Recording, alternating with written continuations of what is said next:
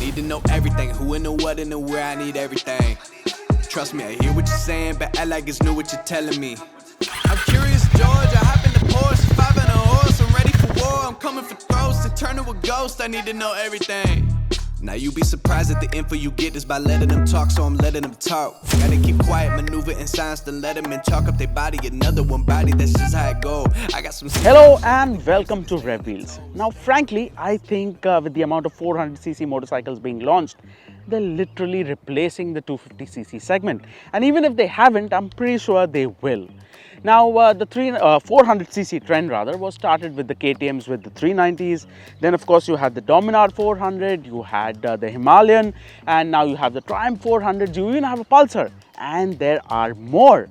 Now this year is another new motorcycle in the 400cc segment. This is the new Hero Maverick. Now right off the bat, let me tell you, I love that name because it reminds me of my favorite movie character from the movie Top Gun. Now Maverick is a fighter pilot in the movie and he rides a really cool Kawasaki GPZ 900R. Now movie character aside, even then Maverick is a really cool name for a motorcycle. Now the Hero Maverick, it's Hero's flagship product, but they haven't taken the traditional approach for it. I'll explain that in detail later, and I'll also tell you what we really liked about the motorcycle and what could be better. But before we go ahead, I know this is boring, but do subscribe to the channel and hit that bell icon.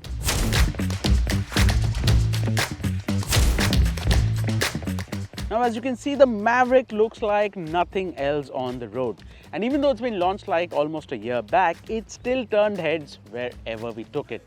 Now on the design front, this is neither a street fighter nor is it a cruiser. Like the Dominar, it's more of a power cruiser.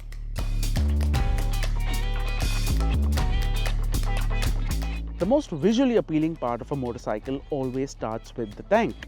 With the Maverick, you get a sculpted tank which is slim towards the bottom so you can wrap your knees around comfortably and then widens out towards the top.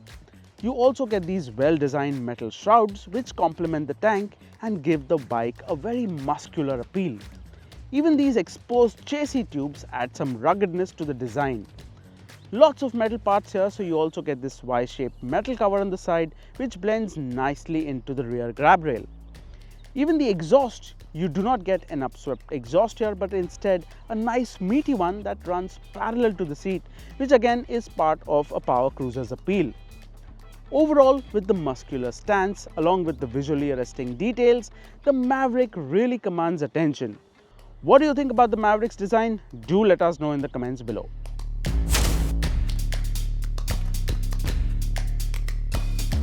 Now the second thing that we liked the most about the Maverick is the riding position, which is extremely comfortable. Now first let's start with the ride height. At 803 mm it's pretty low, so it's pretty accessible for shorter riders as well. Next up you have the tank. Like I mentioned before, it's pretty slim at the bottom, so you can really hug it comfortably. Then of course you have the handlebar, which is pretty wide and offers good leverage. And finally we come to the foot pegs, which is neither too sporty nor too commuterish. So it doesn't give you the aches that you get with a sporty riding position, but even then you can still attack the corners when you want to. Overall, we just love the Maverick's riding position, and it's an absolute boon whether you're commuting long distances or going the distance.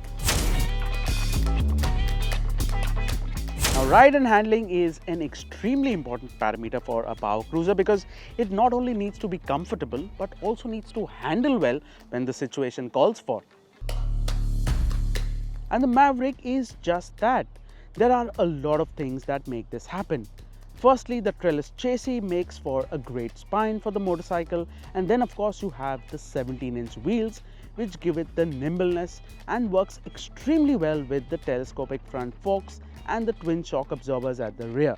Yep, no USD forks or a monoshock here.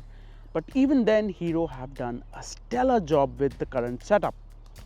The ride quality is excellent, gobbling up bumps and uneven surfaces, which is an absolute boon and makes long rides a less tiring affair. But it's not too soft either, which means should you hit the guard sections, it's more than capable to attack the corners. No, it's not as agile as, say, a Pulsar NS400Z, but it's not bad for a power cruiser either. Now, mile munching might sound like an easy task, but it's not. You need a lot of factors going right for the motorcycle for it to be a good mile muncher. Let me elaborate.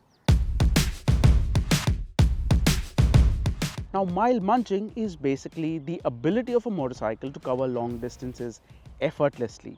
And for that, you need the motorcycle to be comfortable, and at the same time, the engine needs to be relaxed and not be buzzy or sit towards the upper end of the rev band while cruising. Now, the Maverick, like we mentioned, is extremely comfortable to ride with the suspension setup being so good. Along with a refined engine, it just chugs along effortlessly at 120 kilometers an hour. The 440cc single cylinder oil cooled unit makes 26 bhp and 36 Newton meters of torque.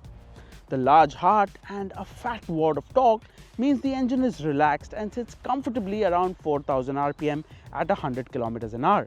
And it's just as refined and relaxed at 120 kilometers per hour, which is a good cruising speed with no vibes or stress from the engine filtering in. All these qualities combined, the Maverick can and will really do long distances comfortably, making it a good mile muncher.